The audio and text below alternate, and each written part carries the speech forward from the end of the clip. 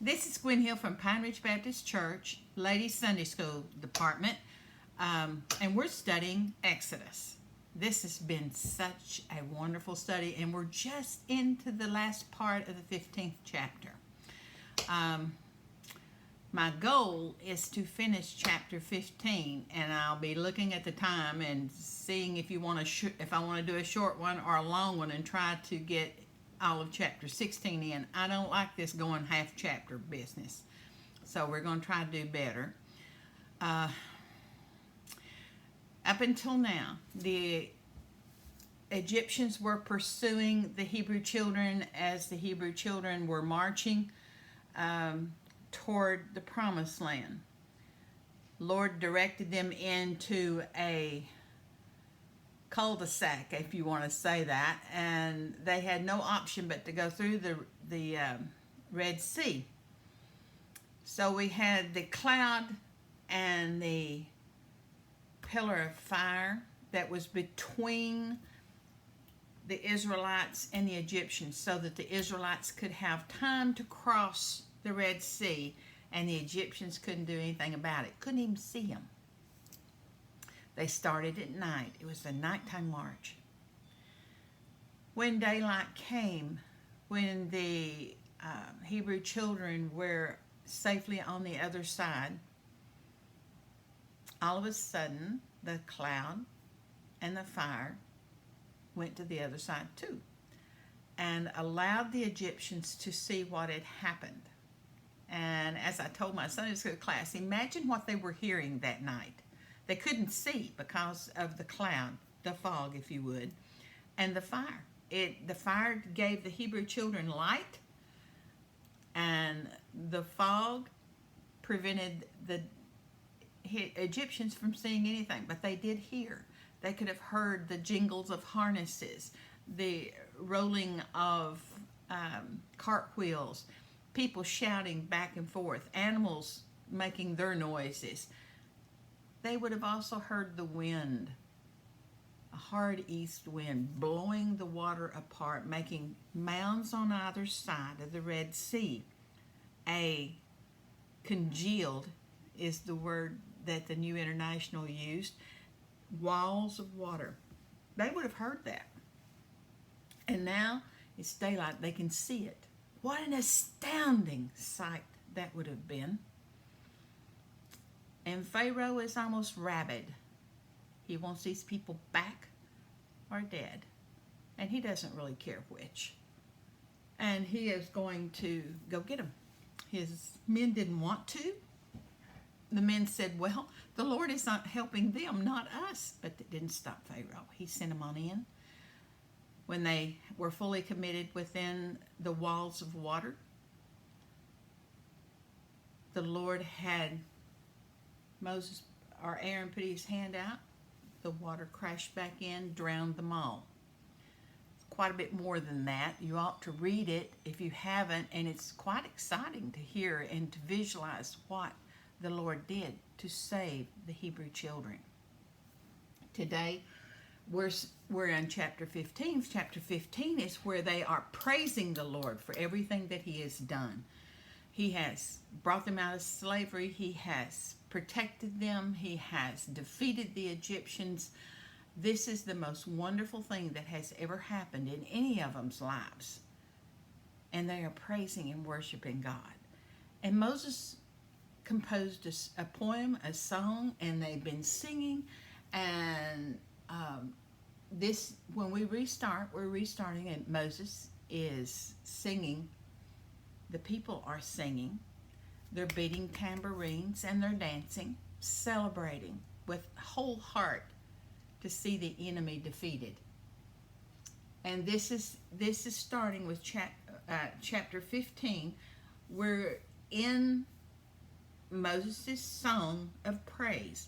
14 is all of the facts and things, and then about this event, and now this is the praise of the event. And it's songs and poems and things. So let's listen.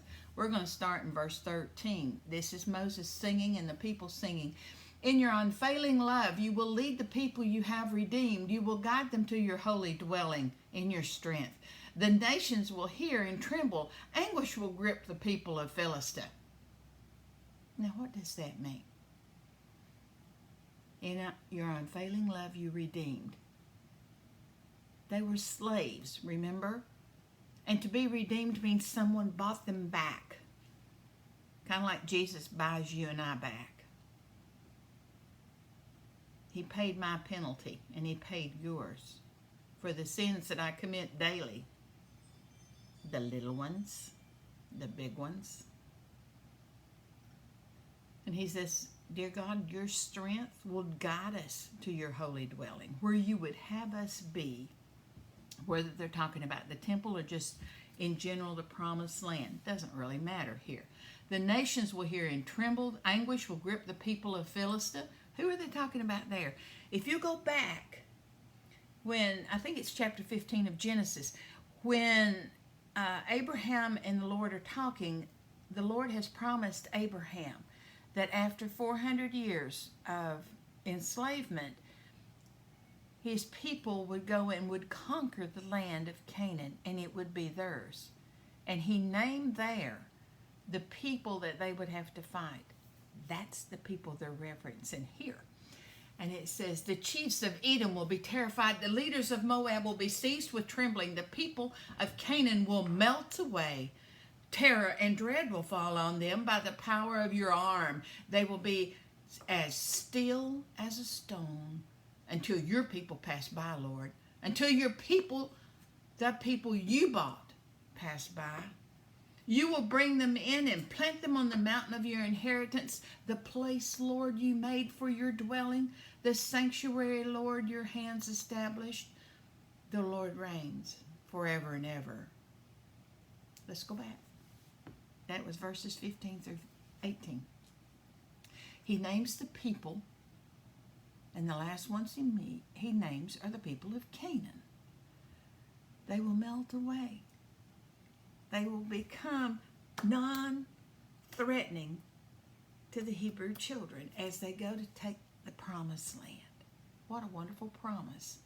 And he says they're going to be in terror and in dread when they hear of us and hear of what you have done, God, by your mighty hand. El Shaddai, you mighty warrior, all-conquering, all-powerful God. And we're your people. They're going to be still or quiet as a stone. They're going to not have anything to say, and like a stone, they're just going to sit there and watch us until we pass by. That's what Moses believed. You will bring them in, the Hebrew children, and plant them on the mountain of your inheritance. Jerusalem sits on them 7 hilltops. The place, Lord, you made for your dwelling. He knows where the temple's going to be. The sanctuary, Lord, that your hands has established. The Lord reigns forever and forever. When Pharaoh, 19 through 21, when Pharaoh's horses, chariots, and horsemen went into the sea, the Lord brought the waters back of the sea over them. But the Israelites walked through the sea on dry ground. How marvelous this was. Was miracle on top of miracle on top of miracle. The miracle of the pillar of fire giving them light to march across in the dark. The miracle of the cloud obscuring what the Egyptians could see. The rolling back of the water, the drying of the the bottom of the water, where they didn't walk through on mud, but they walked through on solid ground. Their cart wheels did not get stuck. Their animals had no problem. They marched to the other side. Miracle after miracle. I'm just amazed. And they are too. And all through our Bible, we're going to hear references to the Red Sea event. Even in our day-to-day, I don't know how many of you watched The Chosen. I'm a big fan of The Chosen. And Dallas Jenkins is their producer, director, and he says he has Red Sea moments in the filming of this and the directing of this where he goes, Lord, I don't know how this is going to come about. And it gets right to the wire, and then God does something miraculous to enable the production to go on. And he called it Red Sea moment. And it's going back to this Exodus. You'll see the Red Sea adventure all through the Bible. Then in verse 20, it talks about Miriam, the prophetess, Aaron's sister, took a timbrel in her hand, and all the women followed her with timbrels and dancing. And Miriam sang to them, sing to the Lord, for he is highly exalted. Both horse and driver he is hurled into the sea. Women are not marginalized in our scripture. They are important. They hold important offices. They do important things. Their culture back in the first century and before, this is not first century, this is before even first century, was much different than women's culture of today, especially in the United States and in the Western world. But they were still revered. And Miriam is a leader. She joins in with her brother Aaron and her brother Moses, and she is called a prophetess. And the Lord placed this song in her heart, and she is just so joyful, and she leads the ladies in singing and dancing and playing the timbrel. I just think that would be the most fun thing to watch. I would have loved to have been there and watched or joined in, wouldn't you? And then verse 23, time has passed. How much time? At least 3 days. It may have been longer. They were on the other side of the Red Sea, but they had some marching to do. If you look at a map, they could have went to the left and went up through Philistia, the Philistine territory. But had they done so, they were not equipped to fight and to battle and to stay together. They were a bunch of run-off slaves. They did not have the equipment, knowledge. They had the equipment because the Egyptian soldiers that were washed up on the bank, they would have stripped them of all of their swords, their daggers, their bows and arrows, and all that kind of good stuff. What shields or anything they would have had. So they had some equipment, but they didn't have the training. These are still slaves. Egypt didn't train slaves to be fighters. They trained them to be the other way around. So God didn't want to take them up through Philistine. He didn't want to take them through that way. He's going to take them the long way around. And it's not that long a journey if everything held like the Lord wanted it to. But you see, he had reasons for doing that. He wanted to train these people, not only to survive and to defend themselves, but also to trust in him. People have to learn to trust in the Lord. You have to give the Lord your trust, and you have to learn to harness and keep back your own personal want-tos and wait on the Lord. And sometimes that's hard to do, and these Hebrew children had to learn that. They had been marching across the desert at least 3 days. At least that. Could have been longer. But they came to a place called Murmuring. So let's start with 22. We'll read 22, 23, and 24. It's time for them to be on the move. Then Moses led Israel from the Red Sea, and they crossed the desert of Shur. For 3 days they traveled in the desert without finding water. Then they came to Murmuring, but they couldn't drink its water because it was bitter. That is why it's called Murmuring. Murmuring means bitter. So the people grumbled against Moses, saying, "What are we to drink?" We do that. All right, he's told them, said, pack up, get ready. How many people are there? 2.5 million, maybe more. This is a lot of people to get together to get them to move. Remember, they moved in divisions. You had 4 divisions. You had 3 tribes in each division. And here they go. So they went across the desert. This desert land, sometimes when I think of desert, I think of only sand and absolutely nothing. Well, there's a lot of land like that. But where they're at right now, it's like scrub brush. I live in East Tennessee, and if you're in East Tennessee, you know what scrub brush is. It's a field that's not been tended for years and years and years. It gets a very, very poor quality of earth. Weeds come up through it, and it can be windswept. It's a desert-looking place, and that's what this is. There are sandy patches where it's like I would think of as a desert, but it also can be just scrub brush. And they marched across that desert for 3 days. You are in a desert. It is hot in the daytime. We made a trip out to the desert. Been several years ago, and there was a sign over a little rest area, and it said average rainfall in this right here where this is at is an inch a year, not a month, not a week, a year. An inch a year. And the day we were there, we wanted to stay under the shade because it was 110 degrees. And they said that was a mild day. They're hot. They're thirsty. They're tired.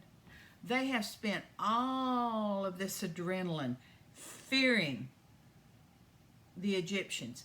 And then they have been so relieved, and then they've expended all of this energy in praising the Lord, which is a wonderful, good thing.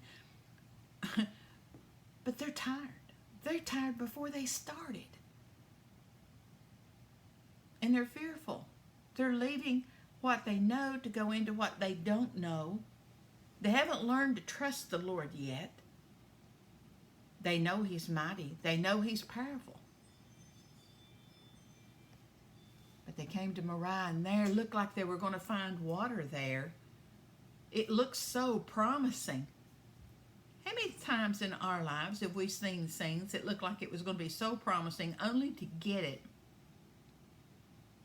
and know that it wasn't what we thought? They got there. I can see the scouts running ahead and dipping up some water and tasting it and then spewing it back out because it was bitter, and then turning around to the group and waving their hands and saying, no, we can't drink this water. This water is too bitter. Something I hadn't thought about really until I started this study this time. I always thought of the people as being hot and tired and fearful and frustrated. I never really thought about Moses was tired and thirsty and hot. And it would have been just as disappointing to him that this body of water that he thought would be sufficient for his people is not. And the people grumbled against Moses, saying, "What are we to drink?" They immediately blamed Moses. What should they have done? What should we do when we run across problems like this in our lives?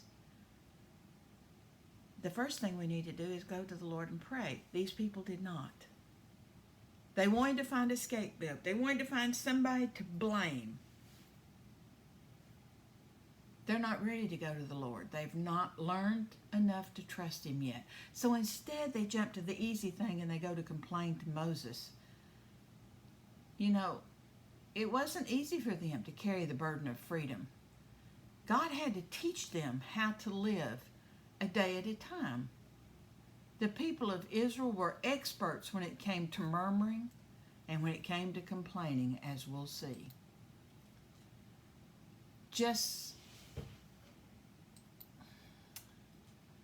I want to tell you some water trivia. I looked up the American Department of Health and their recommendations for water intake for the normal person.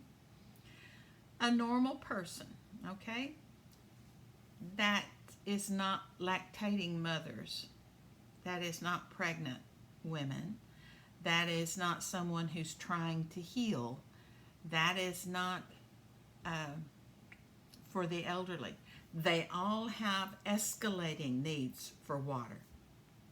But a person who doesn't fit into those categories, what they want you to drink is take your weight in pounds, cut it in half. So if you weighed 150 pounds, cut it in half, that would be 75. That's how many ounces you're supposed to drink a day. 75 ounces, okay, if you weighed 150 pounds. So 75 ounces. A quart is 32, so 2 quarts is 64. All right. So what we have, and let's just use this for an example. Instead of 2.5 million, let's just say 2 million. And instead of 3 quarts they need a day, let's say they need 2 liters a day. That is 4 million liters a day for that group of people. And we're not giving any water to their livestock. That's just to the people. And that's not making any extra allowances for those folks who need to drink more.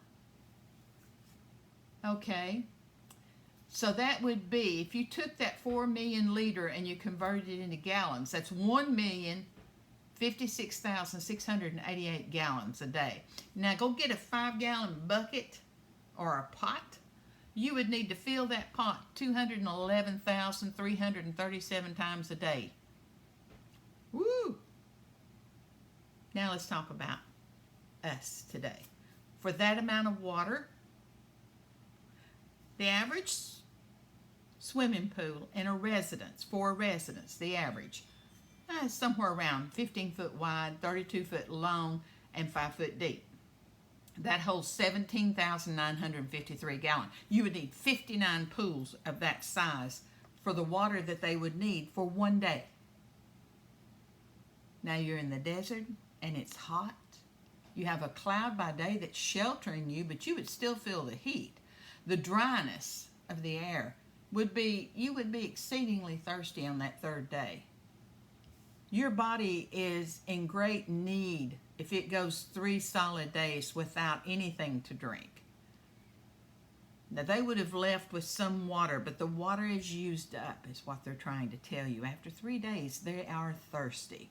Their supplies and their stores are not there. Verse 25 and 26. Then Moses cried out to the Lord, and the Lord showed him a piece of wood. In other translations, it says shows him a tree. And I think this is important. He threw it into the water, and then the water became fit to drink. And there the Lord issued a ruling and instruction for them and put them to the test. He said, if you listen carefully to the Lord your God and do what is right in his eyes, if you pay attention to his commands and keep his decrees, I will not bring on you any of the diseases I brought on the Egyptians, for I am the Lord who heals you. Oh, this is so pretty. Moses, the object that they're coming to, he's feeling pressure from every side.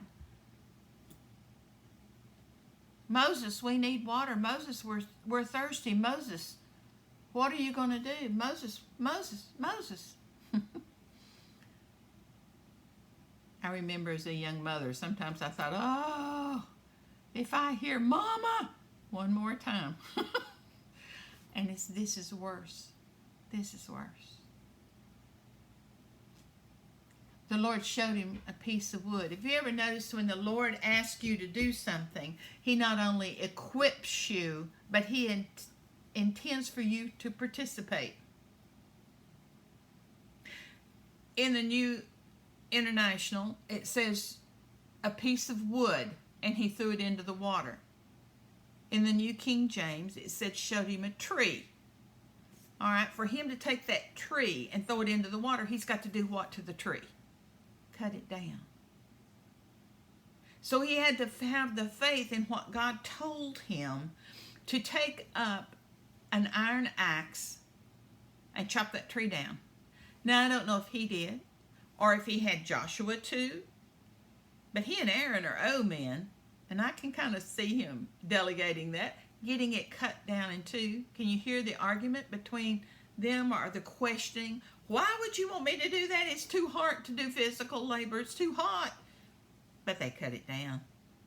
Then they had to grab hold of it and drag it to the water. It may have taken a couple of them to pick it up and to pitch it into the water.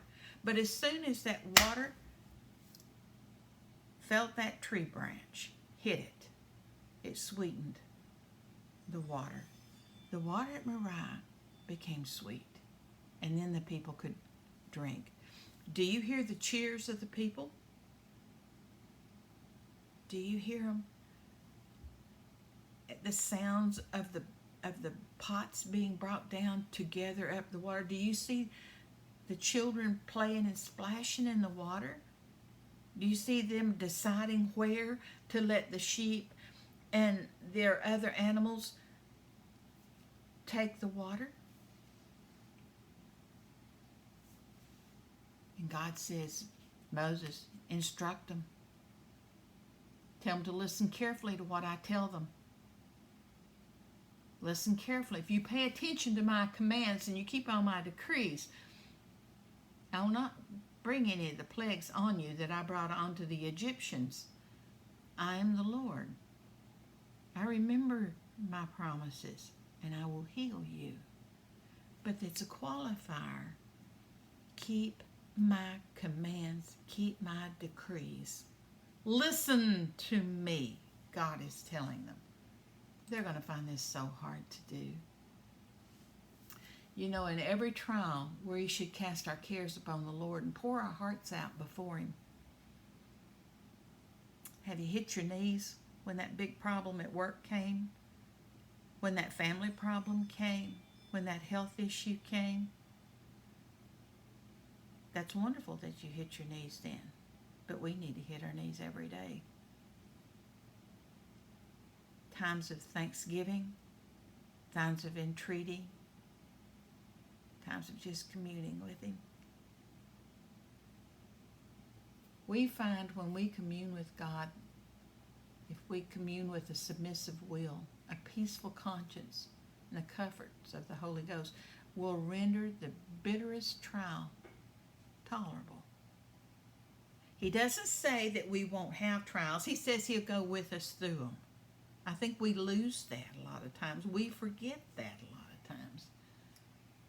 In verse 27, then they came to Elim. There were 12 springs and 70 palm trees, and they camped there near the water.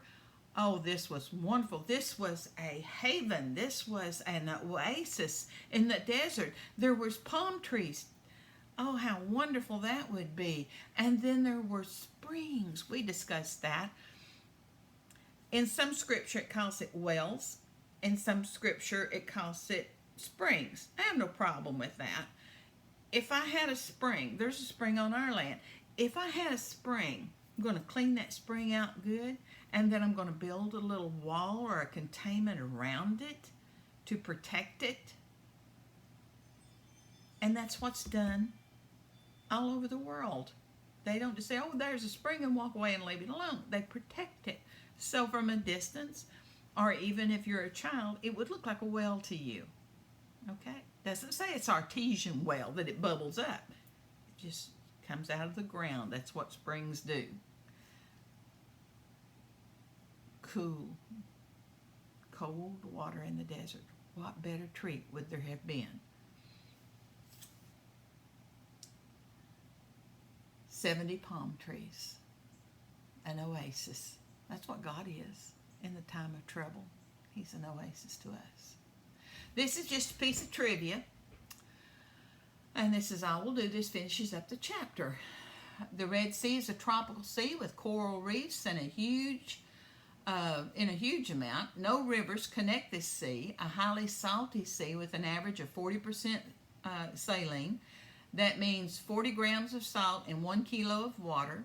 And regular saline water, like you use in an eye wash, is 0.9% saline.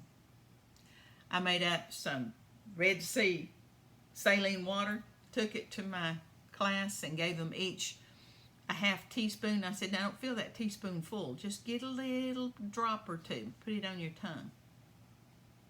That's the kind of water that was in the Red Sea. But if I wanted them to have the bitter water, maybe put some yellow root in it, some sulfur in it. Do you know that water is still bitter today? There's water, they found the Mariah water, and it's bitter even today. I hope you have a good week. I'll see you next week. Bye.